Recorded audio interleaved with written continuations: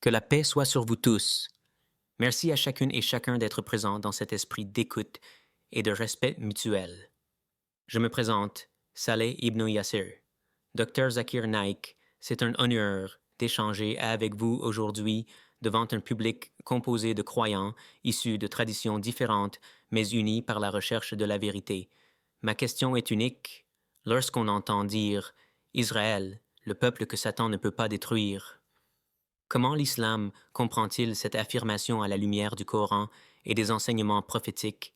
Et comment cette compréhension peut-elle éclairer aussi bien les musulmans que les chrétiens, sans nourrir la confusion ou l'hostilité? Au nom d'Allah, le tout miséricordieux, le très miséricordieux.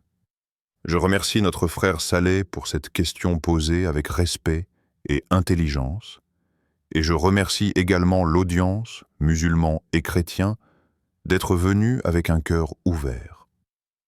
Le sujet que nous abordons aujourd'hui est sensible, complexe et souvent mal compris, car il touche à la fois à l'histoire, à la théologie et aux émotions. L'islam nous enseigne précisément comment parler de ces sujets sans injustice, sans excès et sans haine. Permettez-moi de commencer par une clarification essentielle. Lorsque le Coran parle des Bani Israël, les enfants d'Israël, il ne parle pas d'un groupe abstrait figé dans le temps, ni d'un jugement collectif éternel qui s'appliquerait à chaque individu sans distinction. Le Coran s'adresse à un peuple dans des contextes précis, rappelle des bienfaits, souligne des manquements, loue les obéissants et avertit les désobéissants. Allah dit dans le Coran, « Ô enfants d'Israël, rappelez-vous mon bienfait dont je vous ai comblé et que je vous ai préféré à l'univers. » Sourate Al-Baqarah 2, 47. Ce verset montre clairement qu'Allah reconnaît les faveurs accordées aux enfants d'Israël, notamment l'envoi de prophètes comme Moïse, David, Salomon et d'autres, paix sur eux tous. Cependant, dans le même Coran, Allah rappelle aussi que la dignité et la protection divine ne sont jamais inconditionnelles. Elles sont liées à l'obéissance, à la justice et à la fidélité au pacte avec Dieu. Allah dit, et lorsque nous prîmes l'engagement des enfants d'Israël, n'adorez qu'Allah, soyez bienfaisants envers les parents, les proches, les orphelins et les pauvres. Dites de bonnes paroles aux gens. Accomplissez la prière et acquittez la zakat. Puis, en dehors de quelques-uns d'entre vous, vous vous êtes détournés en refusant. 2,83. Le message est clair. La proximité avec Dieu n'est pas ethnique. Elle est morale et spirituelle. Alors, que signifie l'expression selon laquelle Satan ne peut pas détruire Israël? En islam, Satan, Iblis, n'a pas de pouvoir absolu. Allah dit, certes, il n'a aucun pouvoir sur ceux qui croient et qui placent leur confiance en leur Seigneur. Sourate An-Nahl 16, 99. Cela signifie que Satan ne peut pas détruire un peuple, une communauté ou un individu qui se tient sincèrement dans l'obéissance à Dieu. Si certains disent qu'Israël ne peut être détruit par Satan, il faut comprendre cela dans une perspective conditionnelle. Aucune communauté qui suit réellement la guidance divine ne peut être détruite par Satan, qu'elle soit issue des enfants d'Israël, des disciples de Jésus, ou de la communauté du prophète Mohammed, paix et bénédiction sur eux tous. Le Coran nous apprend aussi que parmi les enfants d'Israël, il y a eu et il y a encore des croyants sincères. Allah dit, « Ils ne sont pas tous pareils. » Parmi les gens du livre, il y a une communauté droite qui récite les versets d'Allah pendant la nuit en se prosternant. Sourate Al-Imran 313. Ce verset est fondamental pour le dialogue islamo-chrétien. Il montre que l'islam ne diabolise pas un peuple dans son ensemble. Il distingue, il nuance, il appelle à la justice. En même temps, le Coran met en garde contre l'illusion de l'élection automatique. Allah dit, ils disent, le feu ne nous touchera que pour un nombre limité de jours. 10. Avez-vous reçu une promesse d'Allah? Allah ne manque jamais à sa promesse. Ou dites-vous sur Allah ce que vous ne savez pas. 2,80. Ce verset réfute l'idée selon laquelle une communauté serait à l'abri du jugement divin, simplement en raison de son identité. Pour les chrétiens présents aujourd'hui, ce message devrait résonner fortement. Jésus, paix sur lui, a enseigné exactement la même chose dans l'Évangile. La proximité avec Dieu ne dépend pas de la lignée, mais de la sincérité du cœur et des œuvres. L'islam confirme ce principe universel. Le plus noble d'entre vous, auprès d'Allah, est le plus pieux. Sourate Al-Hujurat 49, 13. Ainsi, Satan ne peut pas détruire une communauté tant qu'elle reste fidèle à Dieu. Mais lorsqu'une communauté, quelle qu'elle soit, s'éloigne de la justice, de l'humilité et de l'obéissance, elle devient vulnérable, non pas parce que Satan y serait fort, mais parce que la protection divine est conditionnée par la droiture. Le prophète Muhammad, paix et bénédiction sur lui, a dit dans un hadith authentique rapporté par Muslim, « Allah ne regarde ni vos apparences ni vos biens, mais il regarde vos cœurs et vos actions. » Ce hadith résume toute la question. Dans cette perspective, parler d'Israël comme d'un peuple indestructible n'a de sens qu'à travers l'obéissance à Dieu, jamais à travers une supériorité ethnique ou politique. Et ce principe s'applique également aux musulmans. Le prophète a averti sa propre communauté qu'elle ne serait pas épargnée si elle trahissait les valeurs de justice et de foi. Cela devrait nous rendre humbles, non arrogants. Chers frères et sœurs, musulmans et chrétiens, ce dialogue n'est pas là pour opposer, mais pour éclairer. Le Coran nous appelle à dialoguer de la meilleure façon. 26, 120, 20. Comprendre ces versets, c'est comprendre que Satan échoue là où la foi sincère demeure, et qu'il réussit là où l'orgueil et l'injustice prennent place, indépendamment du nom ou de l'origine.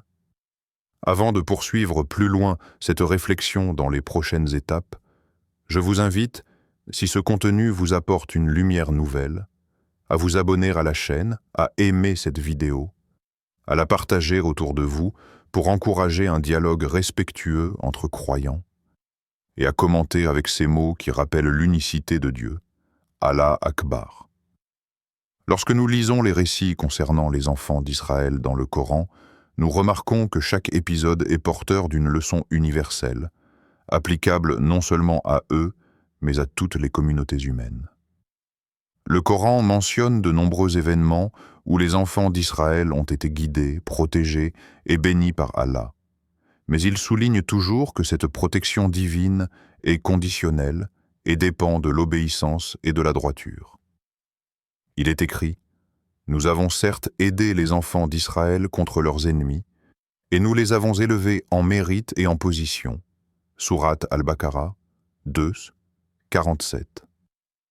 Ce verset illustre le principe fondamental selon lequel la guidance et la protection d'Allah sont réelles et puissantes. Mais elles ne peuvent être interprétées comme une garantie inconditionnelle face aux conséquences de l'éloignement du droit chemin. Dans l'histoire coranique, nous voyons des périodes de bienveillance et de miséricorde divine, mais également des rappels constants sur les erreurs, les manquements et les rébellions qui ont conduit à des épreuves, à des avertissements et parfois à des châtiments. Cela montre que la notion d'indestructibilité doit être comprise dans le cadre d'une fidélité à Allah, et non comme une force automatique qui serait conférée par l'origine ethnique ou nationale. Le Coran ne parle jamais d'un peuple comme d'une entité invincible, au sens matériel ou politique.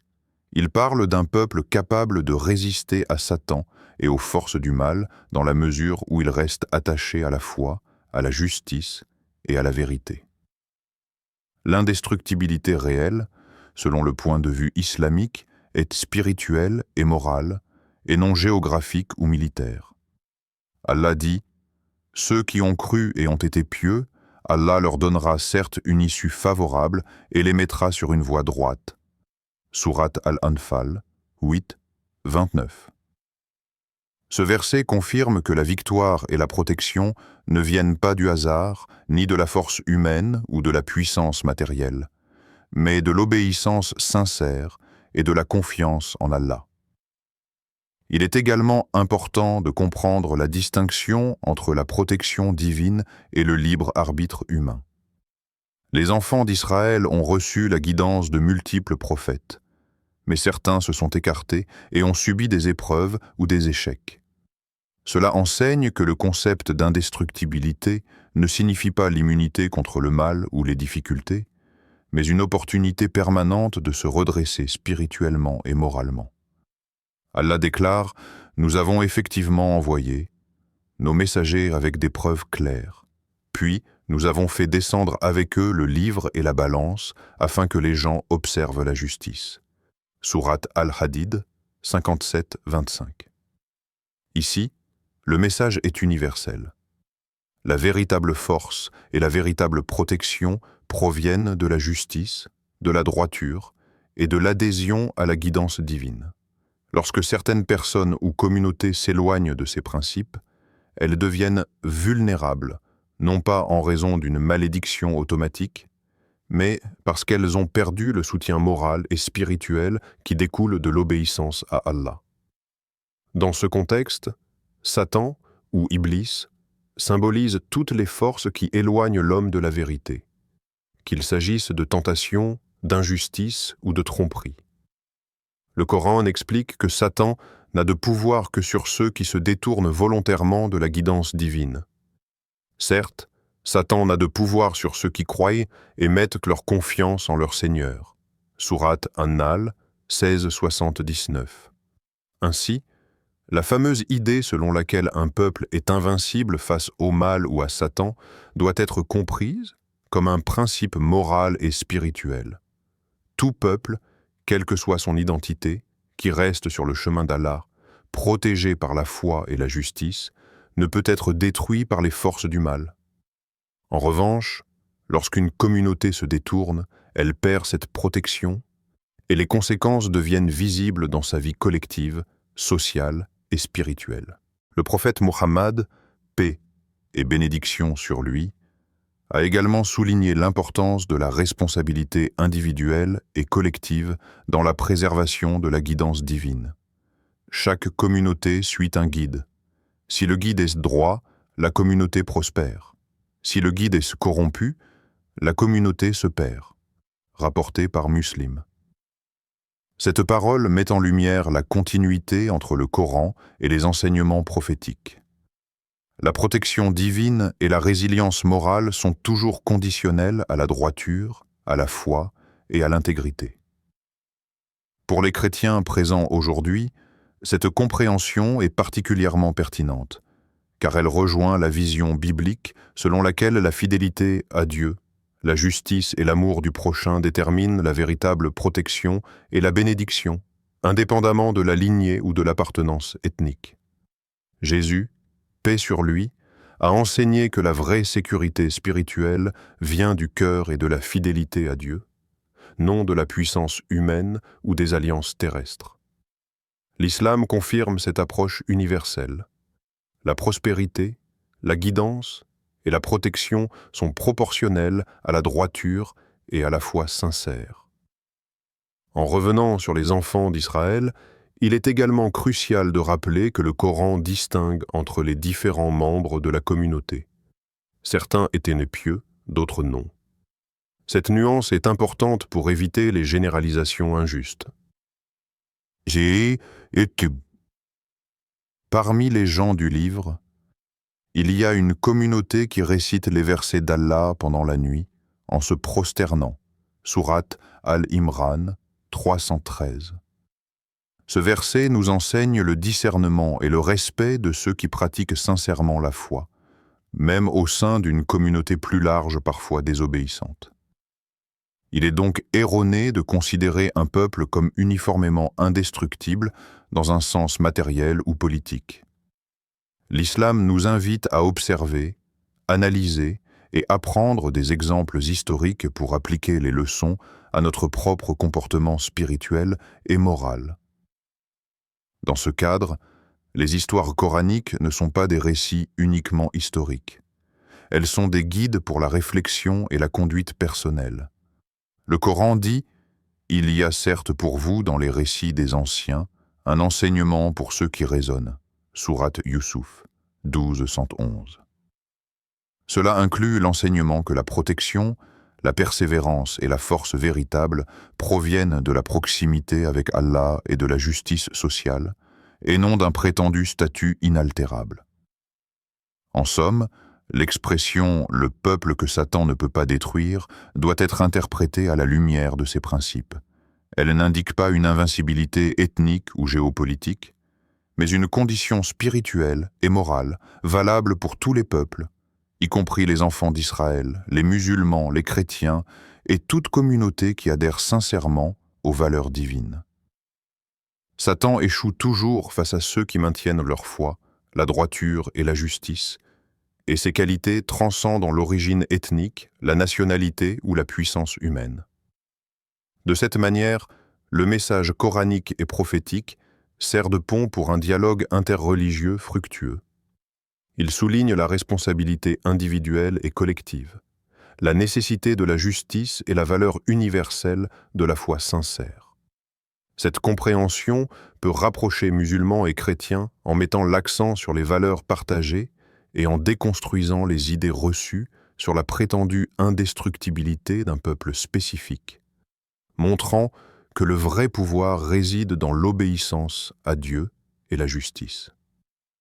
Les enseignements coraniques et prophétiques nous rappellent encore et encore que la véritable protection est spirituelle et morale, et que toute communauté qui s'y conforme bénéficie de la guidance divine et échappe aux forces du mal, y compris Satan, qui ne peut atteindre que ceux qui s'éloignent volontairement du droit chemin. C'est là un principe universel et intemporel qui dépasse les frontières, religieuses et ethniques, et qui doit guider chacun de nous dans notre réflexion, notre dialogue et nos actions. Pour mieux comprendre la notion selon laquelle certains disent qu'Israël serait le peuple que Satan ne peut pas détruire, il faut revenir aux principes fondamentaux de l'islam concernant la relation entre les hommes, les peuples et la protection divine. Allah, dans le Coran, ne promet jamais à un peuple une protection absolue qui serait indépendante de ses actes, de sa foi et de sa droiture. Chaque peuple, qu'il soit issu des enfants d'Israël, des Arabes, des chrétiens ou de toute autre communauté, est évalué sur la base de son engagement envers la justice, l'obéissance aux commandements divins et le respect des valeurs universelles, de piété et de sincérité. L'islam met en évidence cette nuance. Être un peuple élu ou béni à un moment donné n'équivaut jamais à une immunité permanente. Le Coran rappelle clairement: nous avons effectivement aidé les enfants d'Israël contre leurs ennemis, et nous les avons élevés en mérite et en position. Sourate Al-Baqarah 2:47. Mais aussitôt il souligne que cette faveur est conditionnelle et que le détournement de la guidance entraîne des conséquences. Il est essentiel de noter que la notion d'indestructibilité n'a jamais été associée dans le Coran à la puissance militaire ou au pouvoir politique d'un peuple. Elle est plutôt liée à la capacité de rester sur le droit chemin spirituel et moral, ce qui constitue une protection véritable contre les forces du mal et les tromperies de Satan. Le Coran explique que Satan, Iblis, n'a de pouvoir que sur ceux qui s'éloignent de la guidance divine. Certes, Satan n'a aucun pouvoir sur ceux qui croient et qui mettent leur confiance en leur Seigneur. Sourate An-Nahl 16:79. Cela signifie que tout peuple ou individu qui s'attache sincèrement à Allah, qui observe la justice et qui pratique la droiture, bénéficie d'une protection divine contre l'influence de Satan et des forces du mal.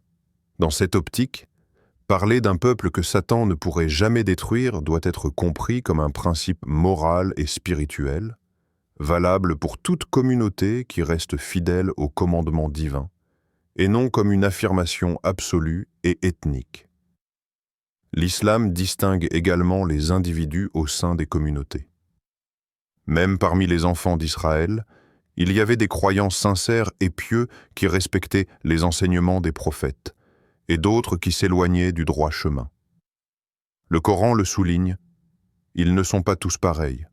Parmi les gens du livre, il y a une communauté droite qui récite les versets d'Allah pendant la nuit en se prosternant.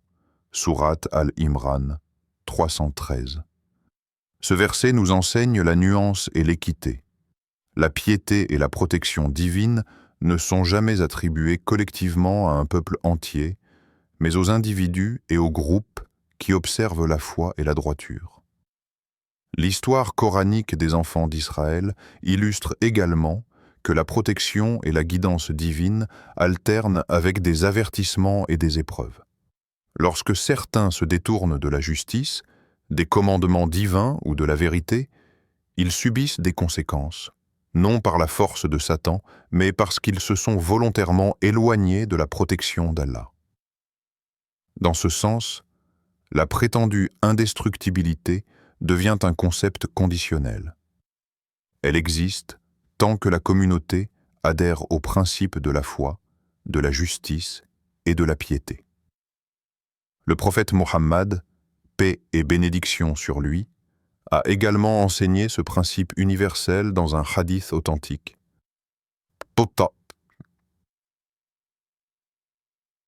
Allah ne regarde ni vos apparences ni vos biens, mais il regarde vos cœurs et vos actions, rapporté par Muslim. Ce hadith résume parfaitement l'enseignement coranique. La protection divine et la résilience ne dépendent ni de l'origine ethnique ni de la richesse matérielle, mais de la piété et de la justice. Pour les chrétiens présents, cette compréhension résonne avec les enseignements de Jésus, paix sur lui, qui a insisté sur l'importance de la foi sincère, de la droiture morale et de l'amour du prochain comme critère de la véritable proximité avec Dieu. L'islam et le christianisme convergent sur ce point. Le cœur, la sincérité et la justice sont les véritables instruments de protection spirituelle. Au-delà de la protection morale et spirituelle, le Coran aborde aussi la dimension collective. Une communauté qui s'éloigne de la justice, de l'obéissance et de la guidance devient vulnérable, non parce que Satan serait puissant, mais parce qu'elle perd le soutien divin. L'indestructibilité spirituelle dépend donc de la constance dans l'adhésion au commandement divin. Cela éclaire également l'interprétation de l'histoire et de la situation des enfants d'Israël. Les épreuves, les défaites ou les dispersions qu'ils ont subies ne contredisent pas l'idée d'un peuple béni, mais rappellent que la bénédiction divine ne garantit jamais l'impunité pour ceux qui transgressent. Les musulmans et les chrétiens peuvent tirer de cette observation une leçon universelle. Aucune communauté n'est invulnérable à la corruption, à l'injustice ou au détournement de la guidance divine. Ainsi, l'expression « le peuple que Satan ne peut pas détruire » doit être comprise comme une métaphore morale et spirituelle. Elle désigne toute communauté ou tout individu qui reste attaché à la foi, à la justice et à la droiture, et non comme une affirmation ethnique ou politique absolue. Le Coran enseigne que la protection divine s'étend à ceux qui obéissent et agissent selon la justice. Ceux qui croient et accomplissent de bonnes œuvres, Allah ne laisse jamais se perdre la récompense de ceux qui font le bien. Sourate Al-Maïda 5-9. Cette approche encourage les croyants à réfléchir sur leur propre engagement spirituel, à observer la justice et à cultiver la droiture, indépendamment de leur origine ou de leur appartenance communautaire.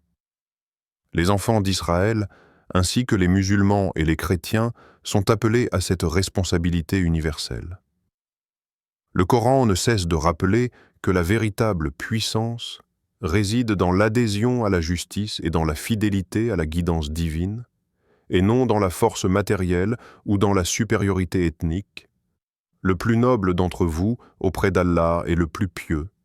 Sourate Al-Hujurat 49, 13. Par conséquent, Satan échoue face à ceux qui restent fidèles et toute communauté qui s'appuie sur la justice et la foi sincère bénéficie de la protection divine. Ce message est central pour le dialogue interreligieux et pour la compréhension mutuelle entre musulmans et chrétiens, car il souligne des principes universels et intemporels qui transcendent les frontières religieuses et ethniques. En comprenant ce principe, les croyants peuvent dépasser les malentendus historiques et les interprétations erronées, et se concentrer sur ce qui compte réellement, la foi sincère, la justice et la droiture dans toutes les actions personnelles et collectives. Enfin, ce concept permet de rapprocher les communautés religieuses dans un esprit de respect, de réflexion et de coopération. Il enseigne que la véritable protection ne provient ni de la lignée, ni du pouvoir matériel, ni de la position géopolitique, mais de l'adhésion constante aux valeurs divines, à la justice et à la sincérité de cœur. Ainsi, les musulmans et les chrétiens peuvent partager ce message universel et encourager leur communauté à suivre la guidance divine, à pratiquer la justice et à cultiver la droiture, sachant que seule cette approche garantit une véritable protection et une véritable résilience face aux forces du mal, à Satan et aux tentations du monde.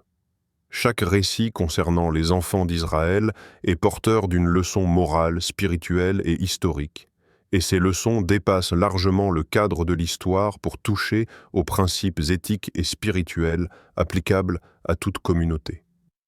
Le Coran souligne à plusieurs reprises que les enfants d'Israël ont été bénis et favorisés par Allah en recevant des prophètes, des révélations et des protections, mais il insiste également sur le fait que cette faveur est conditionnelle. Ainsi, être un peuple béni ne garantit jamais une protection automatique contre les conséquences de l'éloignement de la vérité et de la justice. Allah dit « Ô enfants d'Israël, rappelez-vous mon bienfait dont je vous ai comblé, et que je vous ai préféré à l'univers. » Sourate Al-Baqarah 2,47. Mais dans les versets qui suivent, il rappelle également que l'éloignement des commandements entraîne des épreuves et des avertissements. Cela montre que l'indestructibilité réelle n'est jamais liée à la simple appartenance à un groupe ou à une lignée, mais à la fidélité aux principes divins et à l'obéissance à la guidance. La véritable protection spirituelle, morale et collective vient de la foi et de la justice. Satan, dans ce contexte, symbolise les forces qui tentent de détourner l'homme du droit chemin, qu'il s'agisse de tentation, d'injustice ou de tromperie. Le Coran explique clairement que Satan n'a aucun pouvoir sur ceux qui croient sincèrement et placent leur confiance en Allah. Certes, Satan n'a aucun pouvoir sur ceux qui croient et qui mettent leur confiance en leur Seigneur. Sourate An-Nahl 16 à 99. Cette déclaration est fondamentale pour comprendre la perspective islamique. La résilience et l'indestructibilité ne dépendent pas de la force militaire, de la richesse matérielle ou de la position géopolitique, mais de la fidélité spirituelle, de la piété et de l'observance de la justice. L'histoire coranique montre que les enfants d'Israël ont reçu la guidance de multiples prophètes et ont bénéficié de nombreux bienfaits, mais qu'ils ont également été avertis et parfois éprouvés lorsqu'ils se détournaient de la voie droite. Cela souligne que la protection divine est dynamique et conditionnelle. Elle n'est pas automatique ni inconditionnelle. Cette compréhension est universelle et peut être appliquée à tous les peuples et toutes les communautés, y compris les musulmans et les chrétiens. Le Coran distingue également entre les individus au sein d'une même communauté. Certains sont pieux et sincères, d'autres s'éloignent de la vérité. Parmi les gens du livre, il y a une communauté qui récite les versets d'Allah pendant la nuit en se prosternant. Sourate Al-Imran 313. Ce verset montre que la piété et la protection divine ne sont jamais attribuées de manière uniforme à un groupe entier, mais sont liées à la sincérité et à la justice de chaque individu ou de chaque sous-groupe qui observe la guidance divine. De plus, le Coran met en lumière la responsabilité collective. Une communauté qui s'éloigne de la justice, de la vérité et de l'obéissance perd la protection divine, non pas par une action de Satan, mais en raison de son choix moral. L'indestructibilité spirituelle est donc conditionnelle à la fidélité à Allah, à la justice et à la droiture. Les prophètes de l'islam ont toujours insisté sur cette responsabilité collective et individuelle. Le prophète Muhammad, paix et bénédiction sur lui, a dit « Allah ne regarde ni vos apparences ni vos biens, mais il regarde vos cœurs et vos actions », rapporté par Muslim. Cela résume l'enseignement coranique. La véritable protection ne dépend ni de la lignée, ni de la richesse, ni de la puissance matérielle, mais de la piété et de la justice. Pour les chrétiens présents, ce principe est en parfaite harmonie avec l'enseignement de Jésus, paix sur lui, qui a insisté sur la foi sincère et la droiture morale comme critère de proximité avec Dieu. L'islam et le christianisme convergent sur ce point. La protection véritable est spirituelle et morale, non ethnique ou politique. Le Coran explique aussi que l'histoire des enfants d'Israël contient des leçons universelles pour tous les croyants. Il y a certes pour vous, dans les récits des anciens, un enseignement pour ceux qui raisonnent. Sourate Yusuf 12, 111. Ces récits ne sont pas de simples histoires historiques, mais des guides pour comprendre la justice, la responsabilité et les conséquences des actions humaines. Toute communauté qui s'éloigne des principes divins devient vulnérable, non à cause de Satan, mais en raison de son propre choix moral. Les bénédictions et la protection divine sont donc conditionnelles et liées à l'obéissance et à la droiture. Le Coran met en garde contre l'idée que la faveur d'Allah serait permanente ou automatique. Ils disent « le feu ne nous touchera que pour un nombre limité de jours ». 10. Avez-vous reçu une promesse d'Allah? Allah ne manque jamais à sa promesse. Ou dites-vous sur Allah ce que vous ne savez pas? Sourate Al-Baqarah 2, 80. Ce verset rappelle que la bénédiction et la protection divine sont toujours associées à la fidélité aux commandements divins et à la justice. Ainsi, la prétendue indestructibilité d'Israël doit être comprise comme une métaphore spirituelle et morale. Elle illustre la force que confèrent la foi et la justice, et non une invincibilité matérielle ou ethnique. Le Coran enseigne que la vraie noblesse et la vraie protection dépendent de la piété et des actions vertueuses. Le plus noble d'entre vous, auprès d'Allah, est le plus pieux. Sourate Al-Hujura 49, 13. C'est un message universel qui dépasse les frontières religieuses et ethniques. Tout peuple ou communauté, quelle que soit son origine, bénéficie de la protection divine lorsqu'il adhère sincèrement à la guidance, à la justice et à la droiture. Satan échoue toujours face à ceux qui restent fidèles et sincères, et toute communauté qui maintient ses principes moraux et spirituels est protégée des forces du mal. Ces enseignements offrent un cadre solide pour le dialogue interreligieux, car ils soulignent les valeurs universelles partagées par l'islam et le christianisme: la justice, la piété, la sincérité et la fidélité à Dieu. En comprenant ces principes, les musulmans et les chrétiens peuvent dépasser les malentendus et les généralisations erronées, et se concentrer sur ce qui est réellement important: la foi sincère, la justice et la droiture dans toutes les actions, individuelles et collectives. Ainsi, le message coranique sur l'indestructibilité spirituelle ne se limite pas aux enfants d'Israël, mais constitue un enseignement universel sur la véritable force d'une communauté ou d'un individu. Elle réside dans la fidélité à la guidance divine, dans l'obéissance, dans la justice et dans la droiture morale. La véritable protection face à Satan et aux forces du mal ne dépend ni de la lignée, ni de la richesse, ni de la puissance, mais de l'adhésion constante aux valeurs divines, Et cette leçon peut rapprocher les croyants dans un esprit de respect, de réflexion et de coopération interreligieuse, en montrant que le véritable pouvoir et la véritable indestructibilité sont spirituels et universels. Dr. Zakir Naik, je vous remercie infiniment d'avoir pris le temps d'écouter attentivement ma question et d'avoir répondu avec autant de clarté et de profondeur. Vos explications sur la notion d'Israël comme peuple protégé spirituellement, sur la distinction entre la protection divine conditionnelle et l'indestructibilité matérielle, ainsi que sur le rôle de la foi, de la justice et de la droiture dans la véritable sécurité spirituelle ont été extrêmement éclairantes. J'ai particulièrement apprécié la manière dont vous avez mis en évidence la responsabilité individuelle et collective, ainsi que l'importance de la sincérité et de la piété, et comment ces principes transcendent l'origine ethnique ou nationale.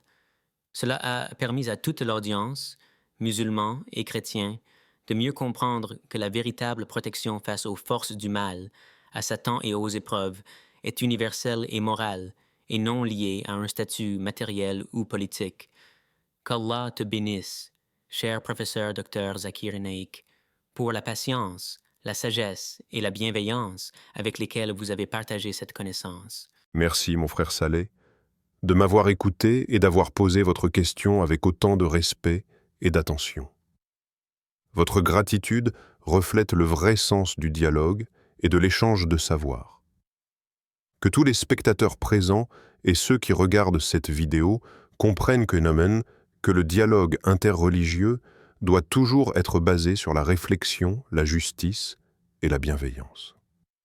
Je vous encourage, chers frères et sœurs, à vous abonner à la chaîne Parole d'Al-Islam, à aimer et à partager cette vidéo, afin que le message de guidance, de piété et de justice atteigne davantage de cœurs. N'hésitez pas à participer dans les commentaires en posant vos questions concernant le script ou les enseignements que nous avons partagés aujourd'hui. Vos questions permettront d'approfondir notre compréhension collective et de continuer à rapprocher musulmans et chrétiens dans un esprit de respect, de connaissance et de réflexion mutuelle.